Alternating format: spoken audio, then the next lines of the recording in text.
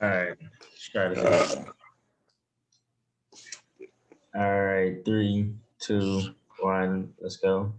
All right, so on today at 30 teams in 30 days, we're talking about the Los Angeles Clippers, not the Los Angeles Lakers, not the Clippers, the team that choked inside of the playoffs, the team that traded everything to get Kawhi Leonard and Paul George, and Paul George hit the side of the backboard when it mattered the most. The Paul George that dropped 6 points in a playoff game when their playoff lives mattered.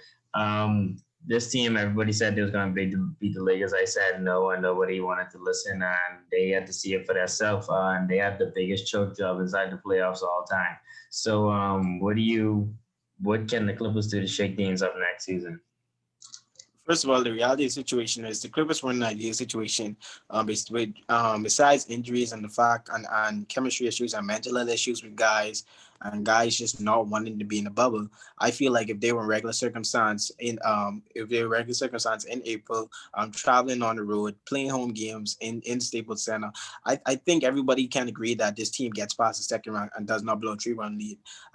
I think they were just not into the bubble. Like we heard, they didn't even want to be in the first place, and that weighs on the team. I know a lot of people say everybody was at the bubble. If you don't want to be there, it weighs on you, especially if your team chemistry isn't where it needs to be, especially when guys are injured, especially when guys have family issues and mental health issues. It's the numerous things that why I feel like this Clippers team didn't meet expectations.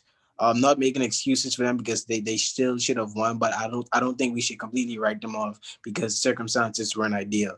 Um, but going into next year, this Clippers team, I still think they're one of the best teams in the West. I still think they're one of the top three best teams in the West. I think it's going to be them, the Lakers, and the Golden State Warriors. Competing. They're coming out of the Western Conference. Yes, they fired Doc Rivers. They brought in Ty Lue. Since they brought in Ty Lue, I don't really have a problem with them getting rid of Doc Rivers because you get Ty Lue, you get a guy who's familiar with these players on the team, who's on the staff last year, a guy who's won a championship. I think Ty Lue has a predicate to take this team to the next level. I wasn't a big fan of them firing Doc at first, but them seeing that they brought in Ty Lue, I can accept that situation. But I mean the Clippers in terms of the team they have, it's two things this team needs. This team needs a big, and this team needs a point guard. We saw it throughout the playoffs that they really were struggling with ball handling. They wanted Kawhi to bring the ball up at one point. Patrick Beverly is not good enough a point guard to bring the ball up. He's more of a defensive specialist. So they really need an ideal ball handler. And I know we heard the rumors that they're going to go after Rondo, assuming they get Rondo, because I think with the right amount of money, I think Rondo will go to the Clippers. Whoever pays him the most of the Lakers and Clippers, I think that's where he would go. I think the Clippers will do a fairly good job trying to get him there. So I think he signs with the Clippers. And then for that big situation, I think they get a backer because we also heard the rumblings of the Lakers wanting Ibaka, and I know the Clippers going to hear that, and they're going to try to lure Ibaka away from the Lakers. And Ibaka is familiar with Kawhi Leonard. He was one of Kawhi's best friends when Kawhi was in Toronto, so I think Kawhi will try to do a good job of bringing him, getting him in there to play for the Clippers. And I don't know, and they need another forward. I think that they're going to lose Morris. Morris is going to go to the highest bidder. That's how those boys go. They're going to lose Morris. So maybe they could sign a guy like Torrey Craig, Wesley Matthews, guys like that who's going to be on the market. I even think this team goes after every for a short stint of I think they even try to go after a guy like everybody to solidify that two spot. So maybe Paul George and Kawhi, they can slip down to small forward and power forward, and they can run not really a small ball lineup, but it'll be a fairly good enough lineup with you got guys 6'8" and 6'9" and at just forwards and center position. So I think that would be the most ideal moves for this team. Other than that, they're a championship team. This team is, we expect them to win it, to at least make it to the conference finals. So a number of moves they have to do. That's going to be up to the GM. I'm not sure what they're thinking because I haven't really heard much rumblings outside of Rondo. So I guess we love to see. Okay, well, first of all, just a couple of things. First of all, I don't know what all the hype was about with this Clippers team coming into the season because this team, you trying to make it seem like it was the bubble that caused them to lose to the Nuggets, but they just flat out choked. Those boys was up in each one of those three closeout games, and they just flat out choked. Let's call it what it is. And to them needing a point guard, I told you Patrick Beverly is not good. All he does is run around and does nothing all day. That's all he does. Now we starting to see it come to life, and I think Trez is going to leave them. I don't think Trez returns, and just in terms of like you saying Ibaka and Rondo going there, like what's why would those guys choose to go there instead of the Lakers? Because they could basically get offered the same thing. The Lakers could match anything the Clippers show throw at them because they all of them basically have the same cap situation. So I mean, if I'm Ibaka and I'm Rondo, if I'm Rondo, I'm staying. I'm not going to the Clippers. That doesn't make any sense. I run it back with LeBron and Ibaka. I feel like he'll be he might be he probably will be like he's definitely what the Clippers need. But LeBron James and Anthony Davis, I feel like he chooses the Lakers rather than the Clippers. And the Clippers, another point, they need to get up out of the Staples Center. They need to go build their own stadium. We don't want them inside the Staples Center no more. They need to leave.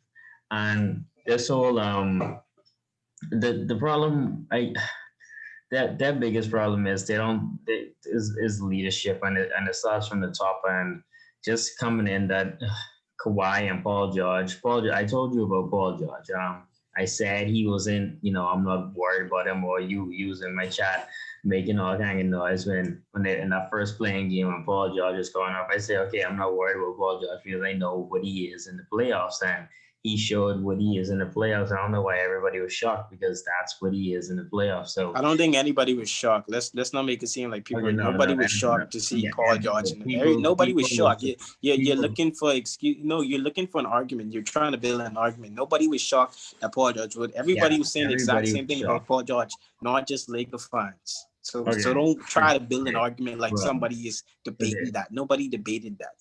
Okay, so anyway, yeah, it starts at the top, and Kawhi Leonard was good. He did play horrible in the last game, but for the most of the playoff run, he was good. And your second star, they have Lou Williams and Trez, but those guys, they didn't play particularly well.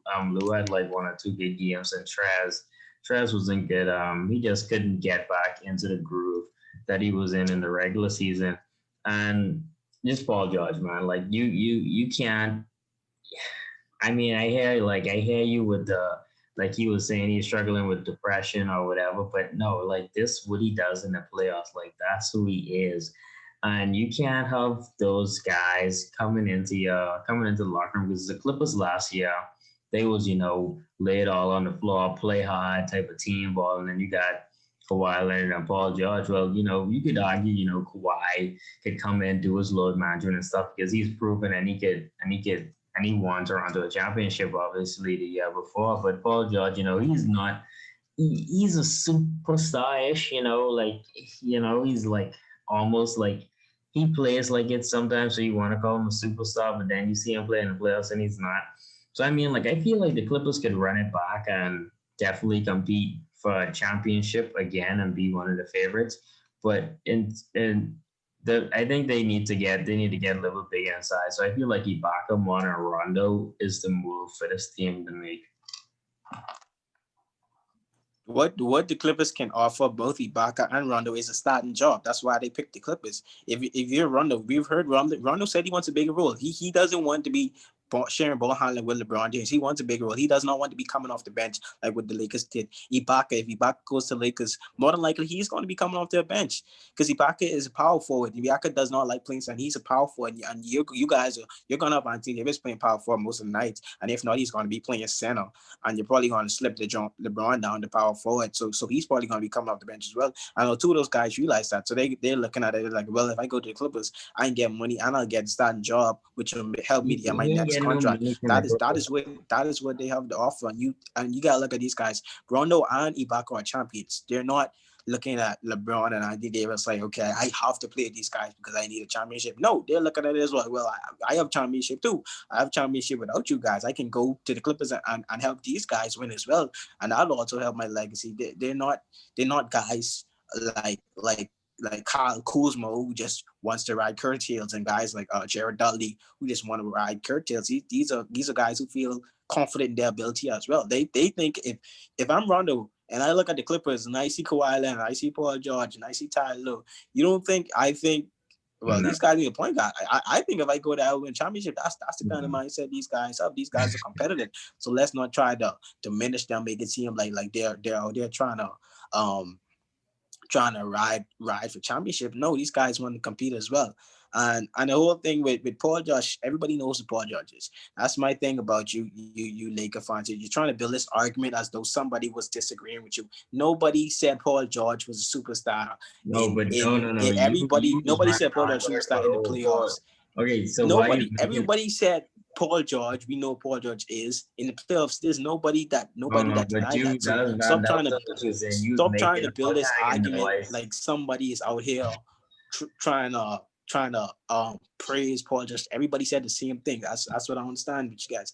And you're looking at the Clippers. You're telling me if the circumstance was regular, you think the Clippers get kicked out in the second round? They would have lost they should have lost in the first round to the Dallas Mavericks if the ref doesn't eject Kristaps Porzingis in the first game. They probably would have lost that in 6 games. Luka would have sent them home in the first round.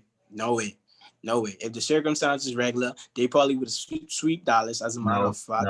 And they definitely was beating Denver. Like that Shirati situation. Let's not sugarcoat it. We get that they choked in the bubble, but we all know if the circumstances regular, they were getting to the conference finals. So let's just keep 100. Let's just stop making it seem like these guys are scrubs. No, these guys are good players. They just were in a bad circumstance. So, I mean, I don't want to have to defend this team because I am disappointed by the way they played, but we got to be real about the situation. It was not ideal for anybody, and for some teams, it was a worse situation. Like the Clippers, it was worse for them. Like the Bucks, it was worse for them because they had home court and they couldn't get that in the playoffs. The Clippers, you got guys who coming from funerals, you got guys with mental health issues, you got guys with injuries. Like some teams suffered more than others in the bubble.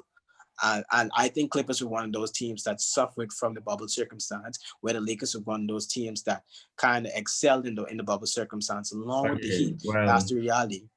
Okay, well, first of all, there's a couple of things. So when you say the Lakers, they definitely, it wasn't ideal for the Lakers because they lost home court advantage. They played all regular season for that. It was the best team in the West. And they lost a starter. It was the only one of the teams. I think they're probably the only team, like the top probably 5 teams in each conference that lost a starter. That's not true. That's not true. Okay, who else That's lost? That's not true. First of all, it helped the Lakers because LeBron James got a couple more rounds. He got more months of rest. We saw LeBron James. He was fresh in that. He was the best player in the league. That was 2012 LeBron James. So only LeBron get rest then. So only LeBron get rest.